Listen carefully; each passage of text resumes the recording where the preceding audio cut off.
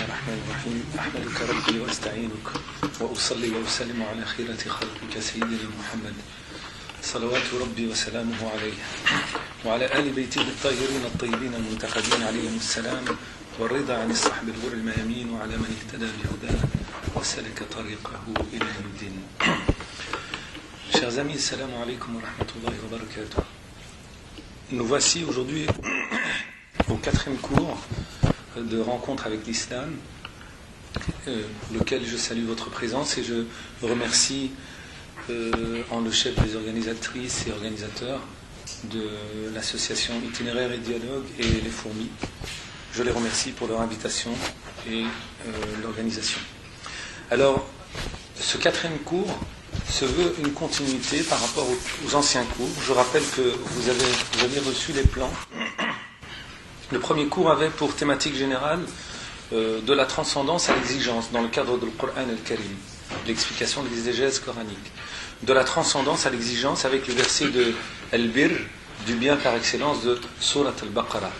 Nous avions abordé lors de la deuxième rencontre entre transcendance et communauté avec le verset de la lumière dans Surat al-Nur. Allahu nuru samawati wal ard. Dieu est la lumière des cieux et de la terre. Ensuite, toujours dans le cadre de l'exégèse coranique, nous avons abordé de l'épreuve de l'abandon du moi au don de soi. À partir de verset de Surat Al-Imran, le dernier verset de Surat Al-Imran. Et ensuite, on abordera aujourd'hui la thématique de l'exigence de l'amour à l'amour de l'exigence, avec deux passages du Coran al-Karim qui sont très proches l'un de l'autre et complémentaires. Il s'agit de la sourate, vous avez reçu le plan, de la sourate 93 et la sourate 94, la sourate 93 et la sourate 94. Je vais aborder à partir de ces deux sourates une thématique générale, donc sourate al-Duha, l'aurore, le verset 1 au verset 11, elle est composée de 11 versets. C'est la 12e sourate révélée, donc elle est pré-égérienne, mécoise. Et nous avons la sourate Al-Inshirah, Al-Sharh, sourate Al-Nashrah. Il y a les trois appellations dans les tafasir, et qu'on intitule souvent l'ouverture, et qui est la sourate 94-94, la 13e sourate révélée, et qui est composée de 8 versets. Elle est aussi mécoise, pré-égérienne. Et elle complète la sourate l'aurore, ou le jour montant, puisque même certains mufassiroun vont considérer qu'elle constitue avec cette sourate-là une seule et même sourate. Et que c'est par la suite qu'elles ont été départagées. On pourrait aborder cette question-là de la codification de Coran Karim, l'authenticité des versets du Coran lors de leur codification. Alors, de l'exigence de l'amour à l'amour de l'exigence. C'est une thématique que je voudrais aborder avec vous aujourd'hui, parce que on parle souvent très peu de l'amour. Et entre Dieu et son messager, alayhi salam, il y a une histoire d'amour. Je ne vais pas aborder la question de la sira, de l'exégèse, de la géographie ou la biographie du prophète, alayhi salam. Je laisse le soin à notre grand frère, grand ami, le professeur Ridwan Atiyah, Jazahullah khairan, pour être parmi nous ce soir, pour qu'il puisse aborder cette thématique. Mais je vais aborder à partir de ces deux sourates, à l'aube du mois de Rabi' al-Awwal que nous vivons actuellement, le 3e mois du calendrier hégirien, les paramètres de la personnalité du prophète, alayhi salam, et parler de l'exigence de l'amour à l'amour de l'exigence, c'est quelque part calquer notre modèle sur la personnalité du prophète, alayhi salam. Dans un monde de défiguration de l'éthique, dans un monde où tout est ramené à l'ordre de l'utilitarisme, dans le monde où on met tout en doute, le relativisme absolu, il est important d'asseoir notre réflexion et de prendre le temps de méditer autour de la personnalité du prophète alayhi salam, qui constitue la porte d'entrée dans la voie de Dieu, ou le chemin d'accès à Dieu, exalté soit-il.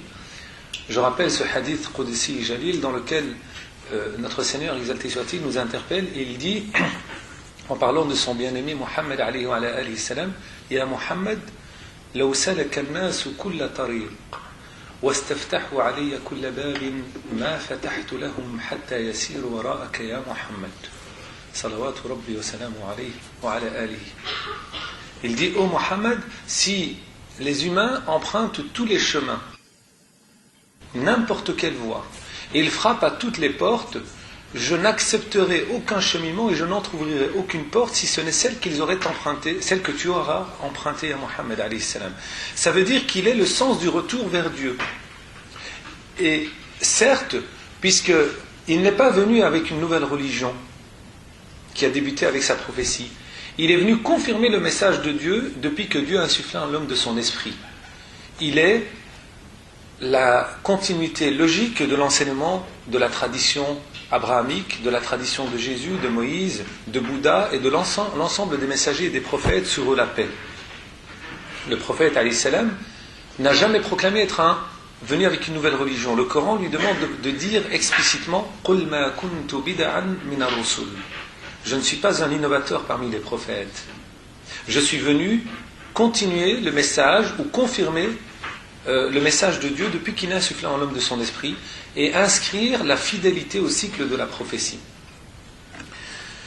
Une déclaration d'amour de la part de Dieu avec son messager alayhi salam. وَالضُّحَى وَاللَّيْلِ إِذَا سَجَى مَا وَدَّعَكَ رَبُّكَ وَمَا قَلَى وَلَلْآخِرَةُ خَيْرٌ لَكَ مِنَ الْأُولَى وَلَسَوْفَ يُعْطِيكَ رَبُّكَ فَتَرْضَى. Dieu exalté soit-il va jurer. Il va jurer par l'aurore, par le jour montant. Il jure dans le Coran al-Karim par l'aube, et il jure par le jour, par la nuit quand elle s'étend, par le soleil, par la lune. Dieu n'a pas besoin de prouver quelque chose. Il jure pour attirer notre attention sur l'immensité de la création, pour attirer l'attention de l'humain sur l'omniprésence, l'omnipotence et l'omniscience de Dieu, exalté soit-il. Il jure, exalté soit-il, pour inscrire cet élan d'amour entre Dieu et nous. Et il jure par des éléments qui constituent notre vie au quotidien. Nous ne pouvons jurer que par Dieu, exalté soit-il. Et on ne jure que pour une vérité. C'est une lourde responsabilité de tenir un serment. C'est une lourde responsabilité de jurer et de ne pas s'engager dans ce qu'on a tenu comme propos. Ici, Dieu exalté soit-il va jurer pour attirer notre attention et pour confirmer. Il va confirmer un élan, il va confirmer une vérité, celle d'avoir comblé son messager de sa lumière divine, celle d'avoir comblé ce messager de cette grâce divine, celle d'avoir pris en charge ce messager pour qu'il soit un modèle illustre pour l'humanité. Cette déclaration d'amour de la part de Dieu avec son messager, alayhi salatu wassalam, elle se définit lorsque Dieu, exalté soit-il, l'interpelle et lui dit à Mohammed alayhi salam, Ma wadda'aka rabbuka wa ma qala. Le prophète alayhi salam, on a besoin de se pencher sur les phases constitutives de sa vie, sur les éléments constitutifs de sa personnalité. Il a été un moment difficile pour les musulmans lorsque les caricatures ont blasphémé selon les propos de certains. Et pourquoi on ne pourrait pas blasphémer? Pourquoi on ne pourrait pas dire ce que l'on pense et critiquer une religion? De quel droit on m'empêcherait de critiquer une religion? Je ne suis pas juif ou chrétien. J'ai le droit de critiquer des éléments constitutifs du dogme chrétien, juif, d'une tradition quelconque. Pourquoi le non-musulman ne pourrait pas être critique à l'égard de l'islam et émettre une critique, un avis? Pourquoi pas? قُلْ هَاتُوا بُرْهَانَكُمْ إِن كُنْتُمْ صَادِقِينَ صَدَقَ اللَّهُ الْعَظِيمُ. Ramenez vos preuves évidentes si vous êtes véridiques, sincères, comme dit le Coran, en interpellant les non-musulmans. Ramenez des preuves évidentes, des arguments de raisonnement, de réflexion, dans la discussion, dans l'échange, dans la disputation théologique. Il y a eu cet élan de décharge émotive, de propos démesurés. On a vu par-ci par-là dans le monde certaines personnes réagir. Il y a eu des morts dans certains pays parce qu'on a critiqué, on a blasphémé, parce qu'on a critiqué le prophète Aïssam, parce qu'on a caricaturé. Bien sûr, je ne dis pas que c'est un droit absolu. Le blasphème quand il s'agit de blesser les sensibilités des gens, et quand cette démarche de caricature est insultante, c'est un manque de respect. On ne peut pas rire de tout et de n'importe quoi. Il y a une humanité en chacun et chacune d'entre nous, et il faut préserver la dignité et la sensibilité d'autrui. Ça fait partie de la considération mutuelle. Mais les musulmans, permettez-moi de le dire, défigurent le visage du prophète alayhi salam et caricaturent l'enseignement du prophète alayhi salam au quotidien. Nos relations avec nos prochains, avec les non-musulmans, nos relations, les hommes avec les femmes, la considération de la femme dans la communauté musulmane, elle est problématique. Je suis en train d'écrire un article sur cette question-là, et je me suis penché sur certaines productions. Je pense que j'ai attrapé plus de cheveux blancs. J'ai découvert des choses atroces, même des statistiques sur la question de la violence faite aux femmes. On porte atteinte à la dignité de la femme par des propos insultants, par une discrimination à l'embauche, par des violences physiques, par des insultes, par une considération du fait de frapper la femme d'une infériorité soi-disant métaphysique, parce qu'elle est femme, etc. C'est considérable. Je parle dans nos sociétés postmodernes, du tout relatif. C'est depuis 1985 que la juridiction de nos États, que la loi interdit et reconnaît les violences faites aux femmes. Depuis 1985, pas avant. Le viol, l'agression physique, les femmes battues, etc. Que dire du mariage forcé ? Je me penchais sur les statistiques par rapport à certaines de nos sociétés arabo-musulmanes, c'est lamentable. Et donc, quand on voit tout cela, et cet enseignement n'est pas l'enseignement de notre prophète, alayhi salam. Quand on voit de quelle manière il se comportait avec ses épouses, avec ses enfants, avec ses proches, avec son entourage, dans la société, avec les musulmans et les non-musulmans, on défigure son enseignement au quotidien. Et Dieu sait combien on a besoin de revenir sur cet élan, de bonté, de clémence, puisqu'il est وَمَا أَرْسَلْنَاكَ إِلَّا رَحْمَةً لِلْعَالَمِينَ, nous ne t'avons envoyé qu'une miséricorde pour les mondes. Et Dieu l'interpelle. Ô Mohammed alayhi salam, je jure par l'aurore, le jour montant. Le jour montant, c'est une nouvelle vie, un nouvel élan, un nouveau commencement, une nouvelle espérance, un nouvel horizon qui s'ouvre à chacun et chacune d'entre nous, une nouvelle lueur d'espoir. Le maître Sadr Sharaf rahimahullah disait souvent Al-Mawsoul billahi la ya'asu abadan. Celui qui est relié à Dieu ne désespère jamais. Il s'agit d'apprendre à espérer. Et Dieu exalté soit-il lui parle de ce nouveau commencement, ce début, ce nouvel élan. Je jure par le jour montant et par la nuit quand elle s'étend. C'est-à-dire, le jour montant, c'est l'action, la vie, et la nuit quand elle s'étend, c'est le moment du repos, de la remise en question. C'est le moment de la méditation. Qiyam al-layl se fait durant la nuit. Les retraites spirituelles, en général, durant la nuit, sont beaucoup plus profondes. C'est un moment d'intimité. C'est le moment du repos, de la retraite. C'est le moment de nos intimités personnelles, chacun chez soi. Eh bien, c'est le moment de l'intimité entre le Seigneur et le serviteur, entre l'humain et le divin. Et Dieu lui dit « Ma wadda'aka rabbuka wa ma qala » Il y a une phase de la vie du prophète alayhi salam qui est interpellante. À un moment donné, il reçoit la révélation à la Mecque en 610. Et puis la révélation s'arrête pendant un laps de temps. Certains historiens vont dire de 6 mois à 2 ans et demi, à peu près 3 ans. Et on trouve tout et n'importe quoi dans les passages de la vie du prophète alayhi salam, c'est-à-dire dans les livres de la Sira. Attention, il faut encore un travail d'authentification des textes. On trouve certains qui vont même dire que le prophète alayhi salam a voulu se suicider, qu'il a tenté de se suicider, qu'il a voulu se jeter du haut d'une falaise pour mettre fin à ses jours, parce que la révélation s'est entrecoupée. En fait, la révélation a quelque part créé le lien de la relation entre Dieu et le prophète alayhi salam. Et la révélation a voulu entretenir la notion du manque, de ressentir le manquement de la proximité du bien-aimé, de l'amant par excellence, Dieu exalté soit-il. Il y a l'amour, l'amant et l'aimé. Ce n'est pas une trinité, mais c'est établi dans l'enseignement coranique. Dans la spiritualité musulmane, c'est fondamentalement établi. Lorsque Dieu, exalté soit-il, entrecoupe la révélation, le prophète alayhi salam cherche à rencontrer Dieu à nouveau. Et on l'interpelle, est-ce que ton Seigneur t'a abandonné à Muhammad?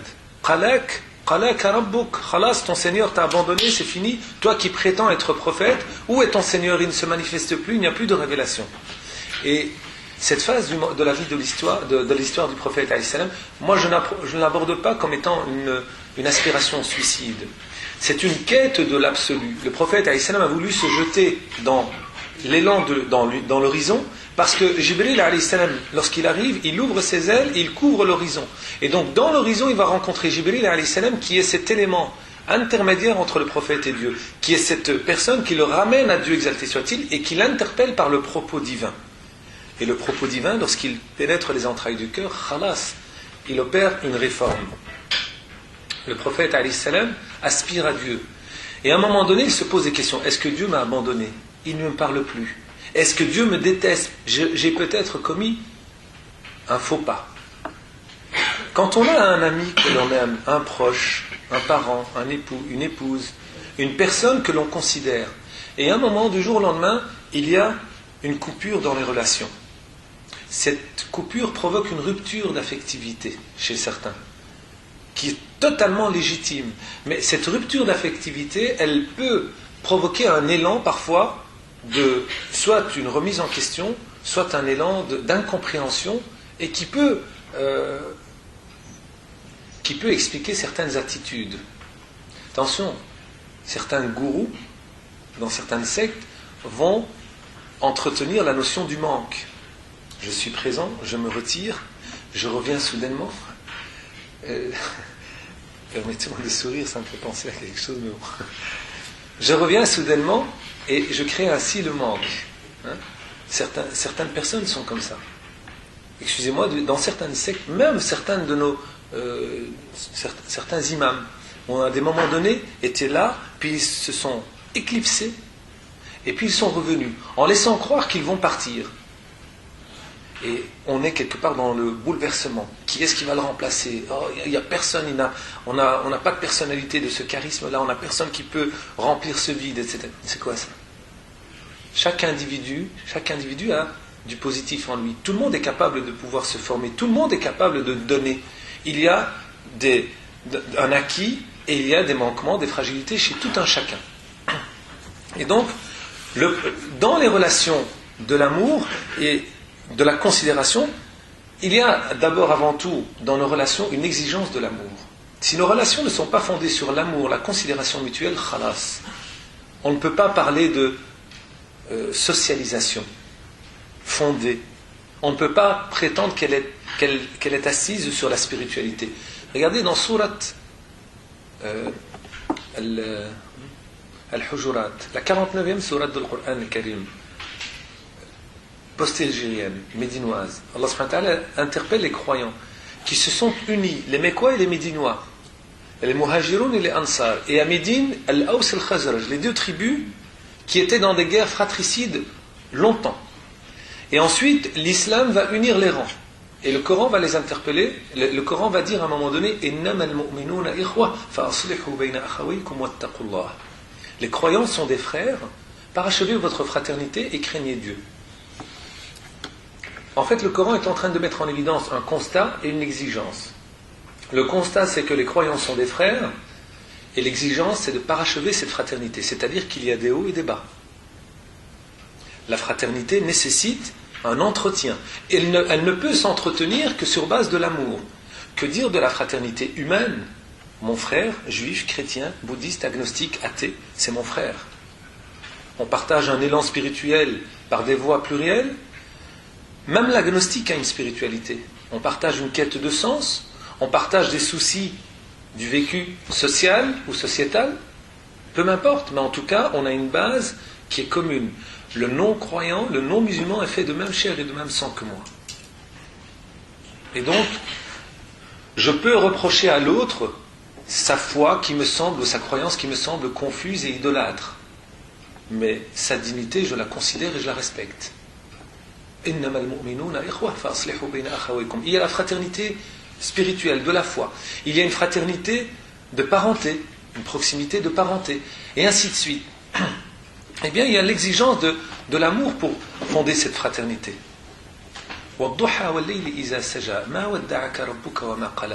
Quand cet amour est fondé, il y a une relation de droit et de devoir. Un des théologiens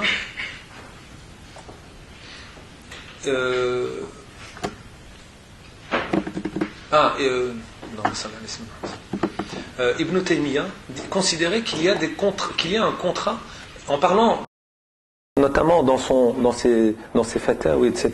Il parle du droit musulman. Il est intéressant quand il parle du droit, les paramètres de la lecture que l'on fait, la didactique entre le texte et le contexte, la réalité, l'analyse, la considération des outils du droit musulman. Et il met en évidence que il y a un contrat de mariage entre époux et épouse. Et d'ailleurs, le mariage est un contrat civil, ce n'est pas un contrat religieux. C'est un contrat civil par lequel on confirme un engagement mutuel par la considération de droits et de devoirs. Et on préserve ses droits et ses devoirs. D'où le contrat religieux n'a pas lieu d'être, n'existe pas proprement dit en islam. On se marie auprès d'un imam aujourd'hui et on se dit khalas, on est marié. On ne garantit ni droit ni devoir. D'ailleurs, beaucoup de théologiens aujourd'hui le considèrent comme caduc. Il faut passer par une instance civile. Et ensuite, Ibn Taymiyyah va parler du contrat de fraternité. Aqdul ukhuwah. Il considère que la fraternité, c'est-à-dire une amitié fondée, attention parce qu'on a des amis, on a des copains, etc., mais on a des amis intimes. Al-khulla, a'la martaba fil ukhuwah. Al-khulla, l'amitié intime. Al-akhillau yawma'idin ba'duhum li ba'din adu illa al-muttaqin. Sadaqallahu al-azim. Les amis intimes sont considérés le jour du jugement dernier comme des ennemis. Ils ne se reconnaissent plus. Si ce n'est ceux qui ont fondé leur fraternité sur la piété, la crainte révérentielle et la considération de Dieu exalté soit-il, cette conscience éveillée de Dieu. Eh bien, il parle d'un contrat de fraternité, aqdul ukhuwa, dans lequel il y a des droits et des devoirs. Dieu nous établit cela quelque part entre lui et le prophète alayhi salam. Il lui dit alam yajidka yatiman fa'awa. À un moment donné, il l'interpelle et lui dit ton Seigneur ne t'a ni abandonné ni détesté. Ne crois pas que je t'ai abandonné. Mon absence, à un moment donné, quand je prends un pas en arrière, c'est un élan pour mieux sauter. Et dans la fraternité, il y a des exigences. Dans nos relations amicales et fraternelles, d'amis, d'amour, il y a des exigences de l'un à l'égard de l'autre. D'ailleurs, les croyants et les croyantes, sont les uns amis des autres, croyants et croyantes. Cette amitié est fondée sur une spiritualité mutuelle, eh bien, elle s'étend aussi à la fraternité entre des membres d'un même sexe, un homme avec un homme, un ami, une amitié intime, une femme avec une femme, etc. Ici, entre l'humain et le divin, Dieu exalté soit-il lui dit « Je ne t'ai pas abandonné, je ne t'ai pas détesté. Ma retraite, ou mon silence plutôt, le silence divin, n'est pas un signe de délaissement, d'abandon. C'est au contraire un signe de renforcement. Te laisser une phase de méditation face au doute, parce que la foi passe par le doute, par l'interrogation. La foi passe par le questionnement. J'aimais beaucoup cette formule du professeur Roger Garaudy, que Dieu le préserve. Je suis rentré en islam avec la Bible sous un bras et le Capital de Marx sous un autre. C'est-à-dire, je n'ai pas renié ce qui m'a constitué dans mon passé, mais je viens avec un élan de questionnement et je continue mon cheminement. Ibrahim alayhi salam a posé la question à Dieu. Arini kayfa tuhyi al-mauta. Ô Seigneur, montre-moi comment tu fais revivre les morts. Moussa alayhi salam a posé la question à Dieu. Ô Seigneur, arini anzur ilayk. Je voudrais te voir. Ne crois-tu pas? Bala walakin liyatma'inna qalbi. Certes, mais je voudrais que mon cœur soit apaisé. On a besoin parfois de signes. Et là, c'est un signe fort, le silence divin. C'est un signe pour marquer la conscience éveillée du prophète alayhi qui aspire à. Il est en quête de. Et ensuite, il lui dit, la preuve que je ne t'ai pas abandonné. Alam yajidka yatiman fa'awa. Ne t'a-t-il pas trouvé orphelin, il t'a pris en charge? Des paramètres de la personnalité du prophète alayhi salam. L'orphelinat, la rupture d'affectivité, un moment de manque, un moment d'intimité, de solitude, et là il est couvert par la grâce de Dieu. Ne t'a-t-il pas trouvé orphelin, il t'a pris en charge. Alam yajidka yatiman fa'awa wa wajadaka dallan fahada. Et tu étais égaré dans le sens où tu recherchais ta voie, et il t'a guidé. C'est-à-dire tu étais en questionnement, en quête de sens, et Dieu t'a guidé vers la voie de la droiture. Jamais le prophète n'a été égaré dans le sens où il a commis le péché. Au contraire, il est guidé par Dieu depuis sa naissance. D'ailleurs, il a été entouré lors de sa naissance de paramètres de grâce divine. Abdullah, son père, rahimahullah, c'était Abdullah, le serviteur de Dieu, celui qui est voué à Dieu. Amina alayhi salam, sa mère, Amina, al-amn, la sécurité, al-amn, al-aman, la sécurité, l'honnêteté, l'amana, Amina alayhi salam. Même les gens qui ont constitué l'alentour du prophète, les alentours du prophète alayhi salam étaient dégagés quelque chose de spécifique. Halim al-Sa'di, à sa mère adoptive, al-hilm wa al-sa'ada, la sagesse et la joie. Al-Shifa, Shifa qui est une sage-femme qui l'a accueillie, et Al-Shifa c'est la guérison. Le prophète alayhi salam est entouré de paramètres de grâce divine qui vont marquer cette rahma, miséricorde offerte au monde. Et ça c'est un signe de cette exigence de l'amour. Dieu le prépare par cet amour divin qui est marqué par des épreuves. Marqué par des épreuves, effectivement. Et si je voudrais ouvrir une parenthèse, on a souvent tendance à imaginer que lorsque quelqu'un est touché par une épreuve douloureuse, une maladie, une épreuve sentimentale, une épreuve physique, une épreuve psychologique, et lorsqu'il est éprouvé, on a l'impression que c'est un signe de malédiction divine. Hein? Le sida, c'était la malédiction de Dieu qui s'abat sur les communautés humaines. C'est quoi cette logique? Dieu donne des signes pour attirer notre attention, pour susciter notre réflexion et provoquer en nous le fait de pour la réforme, parce qu'on va constamment vers la réforme. Il est dit dans le hadith al-Qudsi, Dieu exalté soit-il, dit wa izzati wa jalali. Je jure par ma grâce et ma majesté. Si j'aime un serviteur et je veux lui accorder la miséricorde, لا أخرجه من الدنيا حتى أبتليه بكل سيئة فعلها سقما في بدنه أو إقطارا في رزقه أو مصيبة في ولده.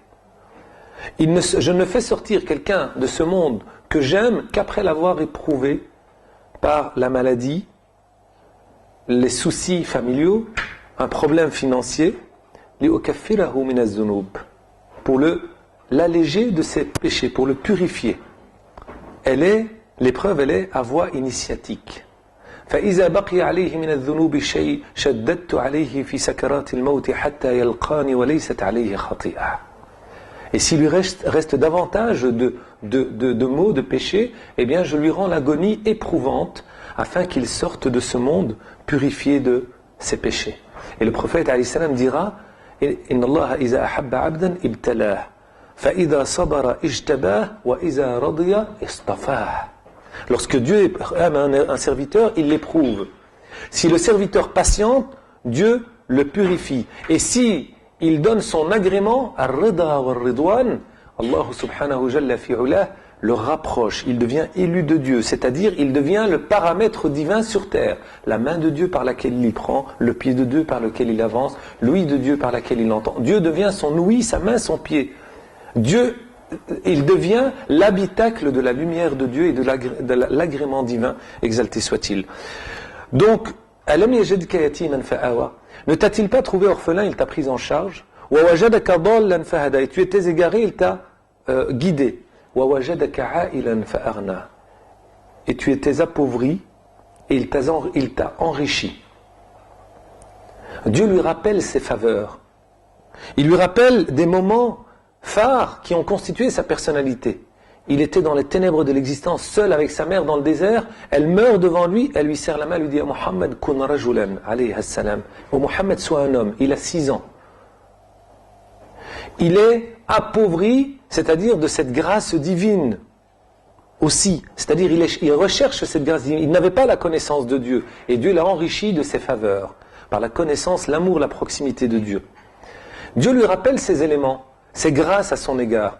Et ensuite, il lui dit, certes, فَأَمَّا الْيَتِيمَ فَلَا تَقْهَرْ. Tu as été orphelin et Dieu t'a pris en charge. Certes, l'orphelin ne le repousse pas.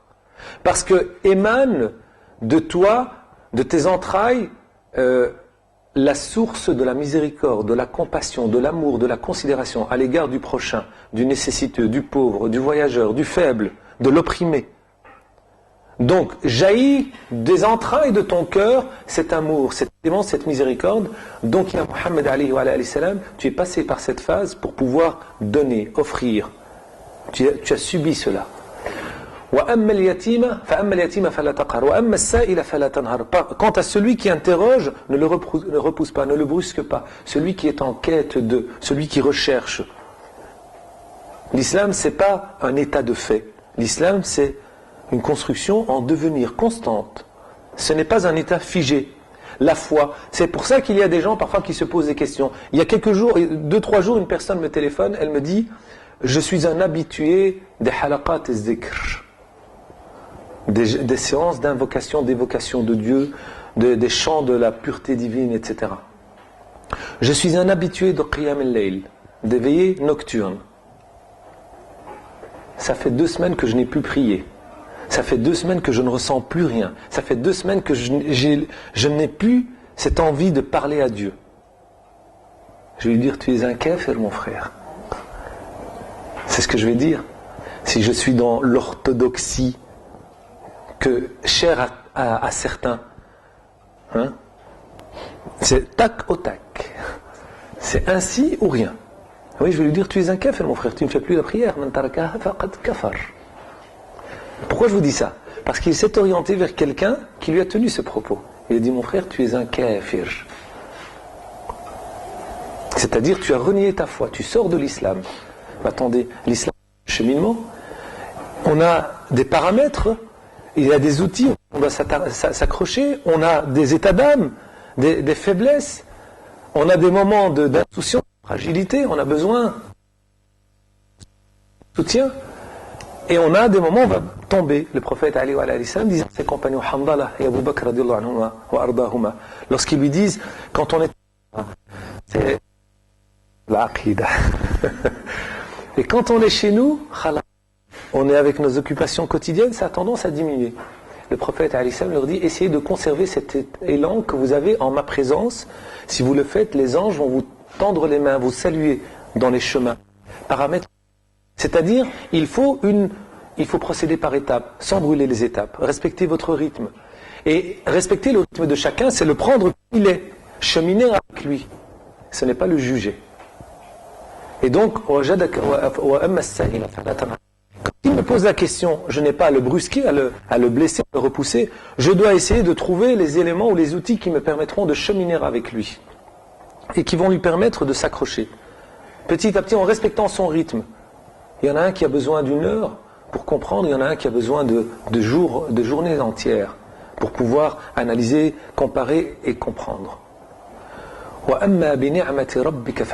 Quant au bienfait de ton Seigneur, proclame-les.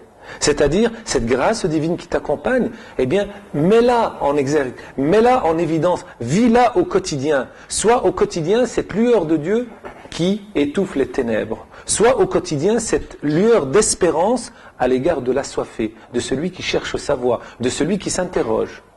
Et c'est la raison pour laquelle, juste après, Dieu exalté soit-il, continue. Certains ulama vont dire, la sourate qui suit, elle continue, cette sourate, c'est la même, parce qu'il dit, Alam nashrah laka sadrak. Comme il a dit, Alam yajidka yatiman fa'awa. Ne t'a-t-il pas trouvé orphelin, il t'a pris en charge. N'étais-tu pas orphelin, il t'a pris sous sa protection. Alam nashrah laka sadrak. N'avons-nous pas fendu pour toi ta poitrine? Et ça, c'est un signe d'amour de Dieu à son prophète, alayhi salam. Il lui a ouvert la poitrine, dans le sens, sur le plan spirituel, c'est-à-dire que Dieu lui a inscrit cette lueur, cette aspiration à Dieu dans son cœur. Certains ulama, comme le hadith dans le Bukhari et dans Muslim, confirment que le prophète Ali alayhi salam a eu, à un moment donné, la poitrine qui a été fendue, on lui a retiré une particule symbolique qui symbolise la mauvaise conscience en l'homme. Anas radiallahu anhu warda dira, je voyais la trace de cette opération, cette cicatrice dans le torse du prophète Ali alayhi salam. Et donc, Alam nashrah laka sadrak, n'avons-nous pas fendu pour toi ta poitrine, wa wada'na 'anka wizraka allazi anqada dhahrak. Et on a retiré de toi le fardeau qui alourdissait le dos, c'est-à-dire qui t'alourdissait. On a fendu ta poitrine, c'est-à-dire on a retiré de toi, on a mis en toi quelque chose qui a éjecté de ton intériorité cette aspiration éventuelle aux tentations, aux passions, aux désirs et aux plaisirs qui vont provoquer cette insouciance, cette fragilité, cet oubli de Dieu.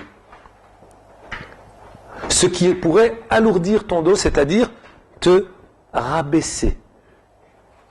Alam nashrah laka sadraka wa wada'na 'anka wizraka allazi anqada dhahrak wa rafa'na laka zikrak. Et nous avons élevé ton rappel, ton nom. Dans le monde entier, on entend Ashhadu an la ilaha illallah, à ses côtés on entend Ashhadu anna Muhammadan Rasulullah sallallahu alayhi wa sallam. Des millions d'humains, plus d'1 milliard d'humains proclament la prophétie de Mohammed alayhi salam aux côtés du nom de Dieu. Certains ne sont pas d'accord, vont dire non. C'est comme si vous associez un Dieu à un autre Dieu. Mais loin de nous cela. On proclame effectivement aux côtés du nom de Dieu que Mohammed est le messager de Dieu. Parce qu'il est la voie du retour vers Dieu, exalté soit-il. Il est la porte d'entrée dans cette voie. D'où il est, comme je le mettais au point 6, éprouvé par cet amour de Dieu, exalté soit-il, il y a l'exigence de l'exemplarité. L'exemplarité, c'est que le prophète alayhi salam est un modèle à qui Dieu a parlé. Et comme il est modèle, Dieu met son exemple en exergue. Il est mis en évidence afin que l'on puisse calquer notre façon d'être, notre état d'esprit, notre manière d'agir sur l'exemplarité du prophète alayhi salam. Il est al-Qudwa. لَقَدْ كَانَ لَكُمْ فِي رَسُولِ اللَّهِ أُسْوَةٌ حَسَنَةٌ. Il y a en le messager de Dieu pour vous un modèle, un bel exemple à suivre. Il est l'exemplarité parce que vous savez, quand on aime quelqu'un, on a souvent tendance à vouloir imiter la personne dans certaines postures. Ça peut arriver, c'est un signe d'amour. Vous avez parfois je ne parle pas du coup de foudre entre un garçon et une fille. Comprenez-moi bien, je parle d'un amour qui est assis spirituellement. Ça arrive aussi dans la relation amoureuse entre deux personnes, mais je parle de cet amour spirituel. Un maître soufi a des disciples. Souvent les disciples calquent leur façon d'être sur l'exemplarité de leur maître. Et vous allez voir que certains qui sont tellement en fusion avec le maître spirituel ont des postures physiques identiques à celles de leur maître. C'est instinctivement, ça se détache sur eux. Il déteint sur ses disciples. Il est lumière. Il puise son énergie dans la lumière divine. Il essaye d'être cette lumière qui rayonne. Le prophète alayhi salam était Shams, une lumière, un soleil. Sirajan munira, comme dit le Coran Karim, une lumière ardente. C'est-à-dire, l'astre, le soleil, rayonne autour de lui. Et il dispatche sa lumière. C'est ainsi qu'était le prophète alayhi salam. À son image, l'awliya wa salihun, les maîtres spirituels. Et donc, ici, le Coran al-Karim, ce verset met en évidence que cette exemplarité va nous permettre de forger une personnalité. Parce qu'on va calquer sur cette exemplarité notre façon d'être. Certains compagnons, radiallahu anhum wa ardahum, Abdullah ibn Umar, radiallahu anhu wa ardah, par exemple, imiter le prophète alayhi salam par amour jusqu'à emprunter les chemins qu'il avait empruntés, marcher sur les pas du prophète alayhi salam, jusqu'à vouloir se casser une dent parce que le prophète avait une dent qui a été brisée à un moment donné. C'est un signe d'amour qui nous semble banal, mais l'amour, quand il pénètre les entrailles du cœur, c'est un langage d'intimité. On ne peut pas le décrire, on ne peut pas le lire si facilement que ça. C'est une intériorité et il faut le respecter. Eh bien, cet amour du prophète alayhi salam a fait que ses compagnons, de temps à autre, aspiraient même à partager l'eau de ses ablutions, alayhi salam. Après ses ablutions, on prenait cette eau pour en prendre la baraka. Son épouse, alayhi rida salam, lorsqu'il décède, avait quelques cheveux du prophète alayhi salam qu'elle trempait dans un peu d'eau. Et elle donnait le verre d'eau à boire à celui qui était malade, parmi les enfants et d'autres personnes. La baraka, la bénédiction. On a besoin de matérialiser parfois certaines choses. Vous savez, quand quelqu'un meurt, souvent, je reprends l'exemple du maître et du disciple. Un maître décède. Avant de décéder, il lègue sa bourda, par exemple, son manteau. Hein, dans la tradition soufie, c'est souvent comme ça. Pas spécialement. Il lègue sa cape à son disciple, à un de ses disciples. Et c'est le signe de tu es celui qui va bénéficier de ma bénédiction. Vous savez, cette cape, elle est chère pour certains. Pour rien au monde, ils vont la vendre. Même si ce sont des millions d'euros. Elle n'a pas de prix, en fait. Parce qu'elle symbolise la matérialité de cette personnalité, de cette conscience éveillée qu'était le maître un tel. Et par amour, on garde cela pour matérialiser parfois cet amour. C'est pas un mal en soi de matérialiser un amour. On garde des photos des gens que l'on aime. On garde, j'ai reçu un cadeau de quelqu'un, pour rien au monde je ne vendrai cela ou je ne le donnerai, parce que c'est cher à mon cœur. Eh bien c'est la même chose avec le prophète alayhi salam. Les compagnons faisaient la même chose avec le prophète alayhi salam. Et puis il nous a légué cet enseignement, ce patrimoine, qui est la sunna, la tradition et l'enseignement du prophète alayhi salam, qui est cette concrétisation de l'amour du prophète par le biais du fait de le suivre. Et c'est pour ça que dans le Coran al-Karim, قُلْ إِن كُنْتُمْ تُحِبُّونَ اللَّهَ فَاتَّبِعُونِي يُحْبِبْكُمُ اللَّهُ وَيَغْفِرْ لَكُمْ ذُنُوبَكُمْ. Si vous prétendez aimer Dieu, empruntez. Dieu vous aimera et il pardonnera vos péchés. C'est-à-dire, je suis le chemin du retour vers Dieu. Mohammed alayhi salam est ce modèle de retour vers Dieu. Et cette sourate, l'Inshirah,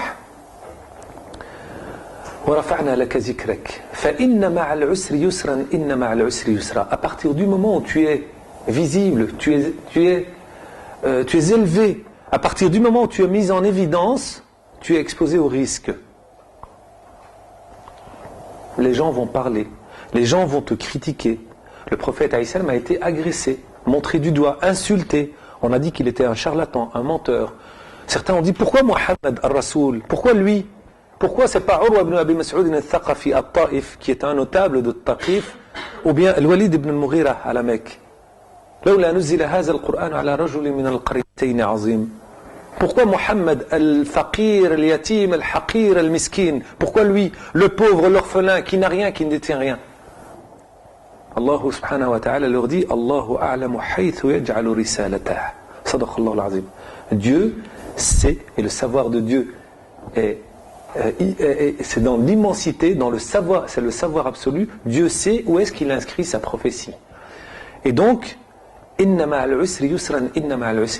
tu empruntes la voie de la réforme, la voie de la rectitude, la voie de la droiture, quand tu empruntes la voie du sens, tu seras montré du doigt, tu seras agressé, tu seras critiqué. Le chemin de l'islam n'est pas parsemé de roses. Le Coran nous dit, avec la difficulté, il y a la facilité, avec la difficulté, il y a la facilité.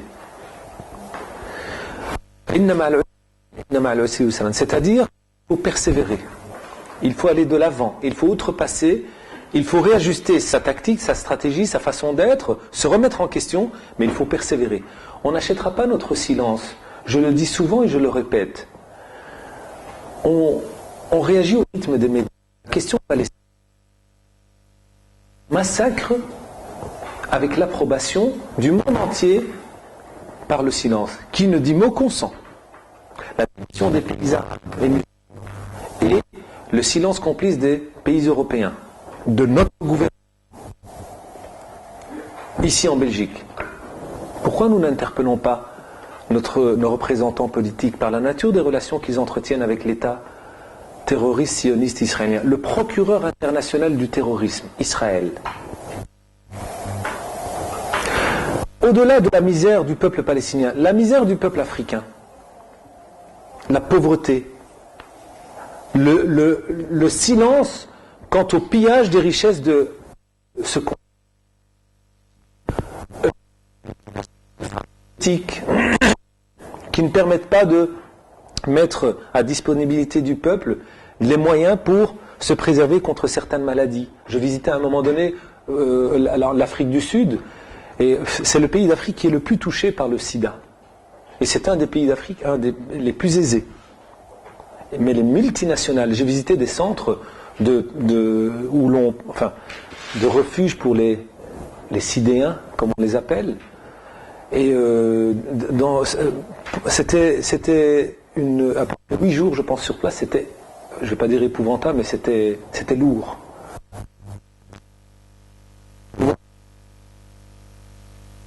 Les enfants, ils ne l'ont pas choisi, mais ces personnes-là sont bannies par la famille, parce que c'est une honte. Pourquoi les violences faites aux femmes, par exemple, ne sont pas mises en évidence si facilement que ça? Parce que c'est une humiliation, et on a peur d'être humilié si on le dit. Donc beaucoup de femmes se taisent. Eh bien ça, c'est une des violences. Les femmes qui sont atteintes du sida, parce que le mari n'a pas été fidèle, comme disait l'abbé Pierre, rahimahullah, il disait, le meilleur